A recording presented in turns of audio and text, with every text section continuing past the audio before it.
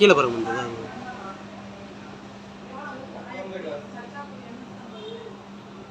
பாரதிய ஜனதா கட்சியின் முன்னாள் விவசாய அணி மாநில செயலாளர் முருகன் அவர்களுடன் மறுமலர்ச்சி திராவிட முன்னேற்ற கழகத்தின் கடலாடி ஒன்றிய செயலாளர் திரு எம்.வி. வில்வலிங்கம் தன்னை பாரதிய ஜனதா கட்சியில் இன்று இணைத்துக் கொண்டார். அவருக்கு பாரதிய ஜனதா கட்சி சார்பாக நன்றியையும் வாழ்த்தையும் கூறி வரவேற்கிறோம். தாங்கள் பாரதிய ஜனதா கட்சியில் இணைத்துக் கொண்டதற்கான காரணம் என்ன?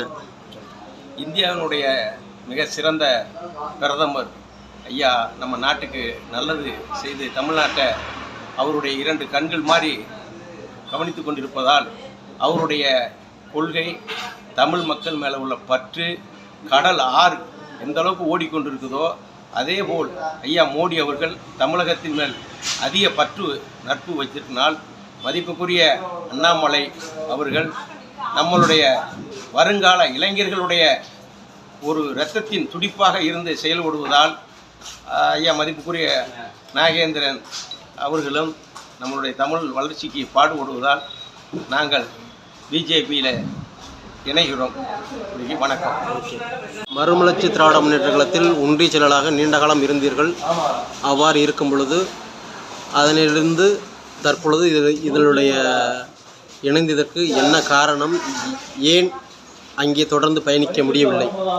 எங்களுடைய நல்ல இயக்கத்தின் வரலாறு ஐயா மதிப்புக்குரிய மோடி அவர்கள் நல்ல கொள்கை இருப்பதனால் பிற்காலத்தில் எங்களுடைய பிள்ளைகள் அடிமையாகிடக்கூடாது, காசுக்கு அடிமையாகிடக்கூடாது, தன் தமிழ்நாட்டை காக்கணும், இந்தியாவை காக்கணுங்கிறதுக்காக நாங்கள் வெளிநாடுகள் அந்நிய நாடுகள் எல்லாம் போய் பார்த்தோம். நம்மளுடைய மதிப்புக்குரிய ஐயா மோடி அவர்கள் மாதிரி ஒரு நல்ல உள்ளத்தை நாங்கள் கண்டெடுத்ததனால் எங்களுக்கு மறுமலர்ச்சி திராவிட முன்னேற்றம் எங்களுக்கு வேண்டியதில்லை. அவர்கள் பூராமே அடமானம் ஆகிவிட்டார்கள். அவர்களுக்காக நாங்கள் 30 வருஷம் அந்த இயக்கத்தில் இருந்து எங்களுடைய வாழ்வாதாரத்தை பூரா இழந்துட்டோம். இனி நம்ம வருங்காலத்தில் எங்களுடைய பிள்ளைகள் நல்லா இருக்கணும், பேரம்போட்ட நல்லா இருக்கணும்னு சொன்னால் பிஜேபி இந்தியாவில் மீண்டும் மீண்டும் பிரதமராக வரணும் என்று வாழ்த்துகிறேன். வணக்கம்.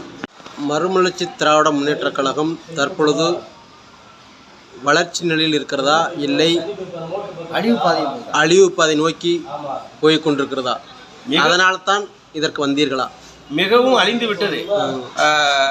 நாங்கள் வைகோவை நம்பி நாங்கள் அவரு தான் எங்களுக்கு உள்ள உயிர்னு நினைச்சோம்.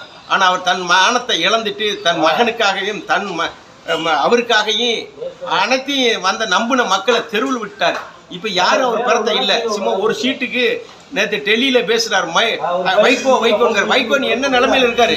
துரோகம் பண்ணி தமிழ் இனத்துக்கே துரோகி. மறுமலர்ச்சி திராவிட முன்னேற்ற கழகம் இனி திமுகவோட கூட்டணி மட்டுமில்லாமல் இல்லாட்டா அந்த தன் இயக்கத்தையே அந்த திமுகவோட இணைத்து விடுவார் என்று நினைக்கிறீர்களா? அவர் திமுகவில் இருந்தாலும் அவர் வளரக்குன்ற வாய்ப்பு இல்லை, தனிமையில் இருந்தாலும் எந்தவித அழிவு வர்றதுக்கு வாய்ப்பு இல்லை. ஏற்கனவே ஒரு சின்னமே தீப்பெட்டி குச்சி சின்னம் கொடுத்துட்டாங்க, அது புகஞ்சுதான் போகும் பொழுது வர்றதுக்கு வாய்ப்பு இல்லை. இனிமேல் தமிழ்நாட்டில் ஒரு முதல்வர் வந்தால் அண்ணாமலை அவர்கள் தான் முதல்வர், மற்ற கட்சிக்கு வேலை இல்லை. நன்றி.